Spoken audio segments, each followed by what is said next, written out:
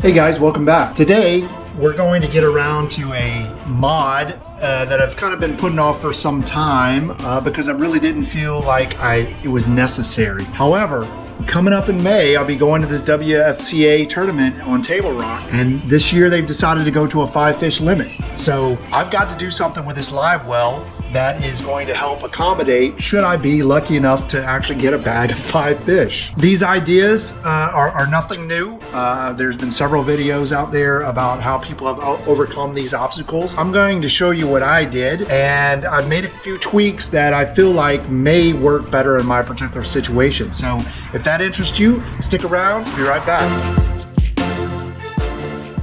So the idea that I'm going to use is about taking a bubbler and hooking it up to where it'll work inside our live wells. I'm also going to be doing one of these VT2s to give some extra ventilation as well.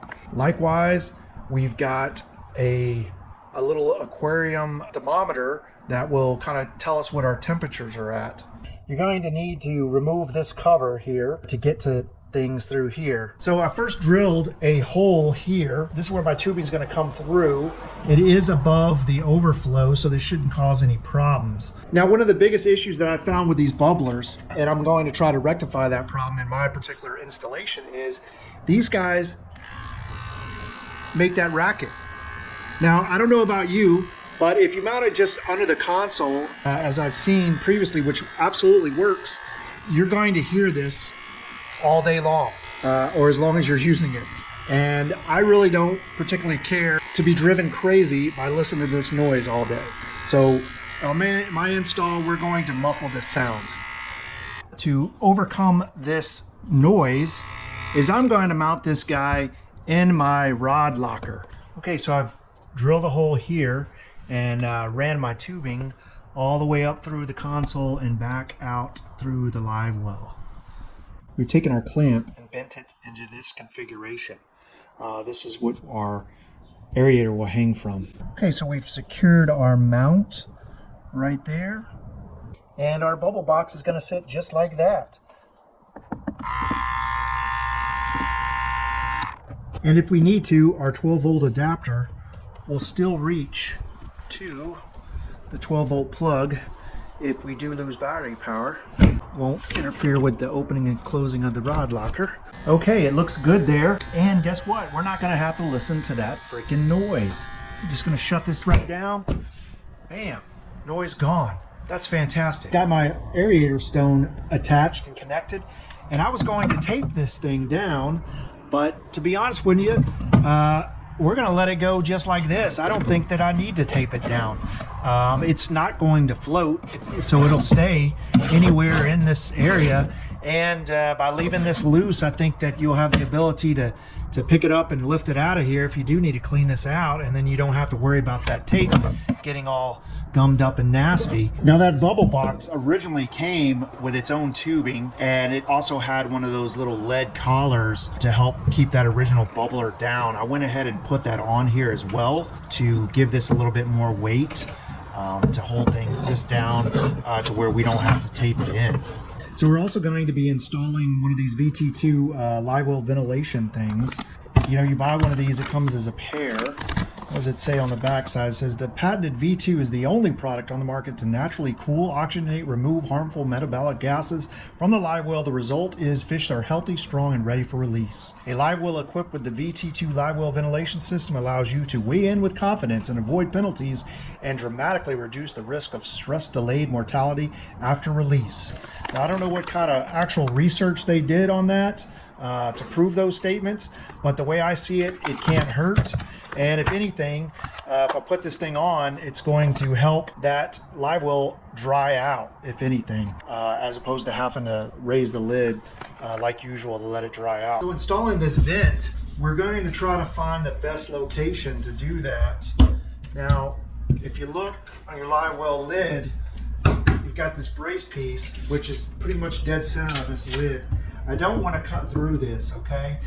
Likewise, you know, you've already got the handle on this part. So, you know, if you look at this center brace is about 10 inches on center, and you cleared at about 12 inches get you past that. So we're going to put one of these vents, and it's going to be on this side here. So we'll figure out where that's going to be. Okay, this little piece of duct tape here represents where our center beam ends. It's right at 12 inches. Yeah, so 9 3/4 is pretty much going to be the center going this way. And we've got a mark there on our duct tape. Put a mark there. That should be our center of our 3-inch hole. So I'll go ahead and drill a pilot hole. Again, drilling holes, man. Measure twice, cut once.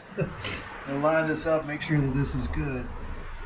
All right, yeah, that lines up because you got a centerpiece here. So that should clear everything.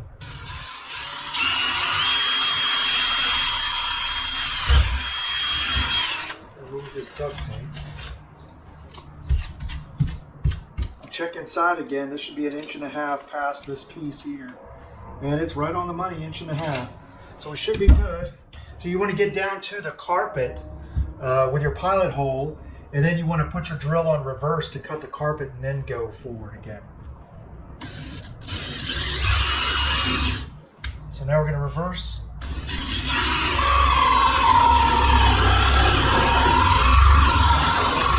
Go through our carpet.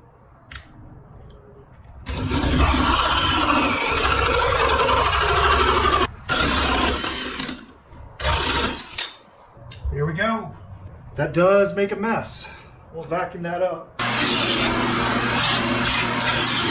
You can see our hole right there, and we did just clear that center piece. That's what we wanted. Right on. We're gonna go ahead and file down these little edges here.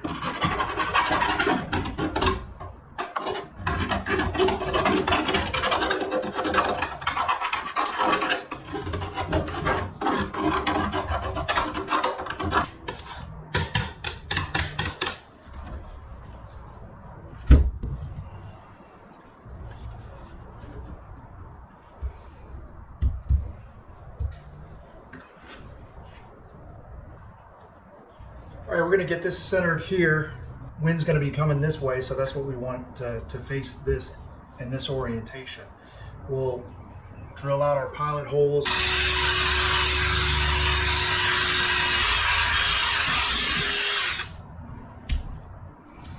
Now I'm going to drill these first two, and I'm going to go ahead and put the bolts through that to hold that in place so these things will all line up. We don't want to drill these holes and then not have them line up. And it will, because we're dealing with carpet, that thing is liable to shift. So that'll hold it in place. We just hold pressure on this really well so it doesn't shift.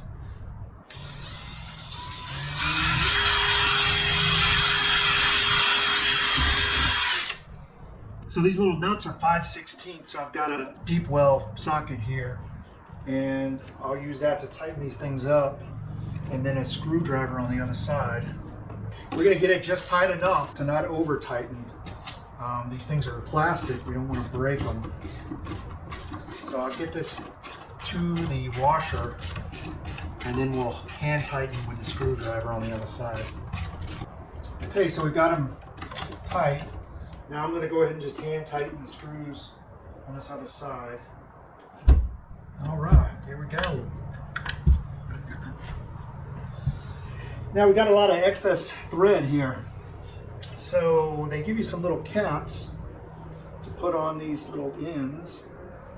I guess that's not too bad. I guess I can leave that on there. Otherwise you can probably just cut these things off. All right, well that's that. Go ahead and clean this mess up. All right, we've got everything cleaned back out. You can see how that turned out there. And this is what it looks like up top. We'll see how it works. Now on our thermometer here, we did a little modification. I went ahead and took a little 1/2 ounce lead weight and bent that around the tip to give it some weight. And I put some Velcro on this as well. And what we'll do is we'll just go ahead and attach it here to our console like so. And then we'll take this and run it around here, and it'll just drop in our box. and that tip being weighted, it'll just kind of dangle in our water and give us our accurate reading back at the console. A tip on those aerator stones, before you use them, that they have adequate time to soak. They say a minimum of 1 hour, but for best results, they are left to soak for 24 to 48 hours. So at best, if you're preparing for a tournament, put your little water down in the bottom of your live well and let that thing soak for 24 48 hours, and you'll get a lot better dissipation of those bubbles through that air stone. Okay, as you can see, that is bubbling up pretty good. I think that's going to work. Well, at least work as best as possible. Is this live well mod going to be enough? We'll see. But what I do know is you can have an $80,000 boat with a 100-gallon live well. And if you can't put them in the boat, it doesn't really matter. So we're gonna give this a shot and keep our fingers crossed and hope for the best. We'll see you next time. Thanks for watching. Bye-bye.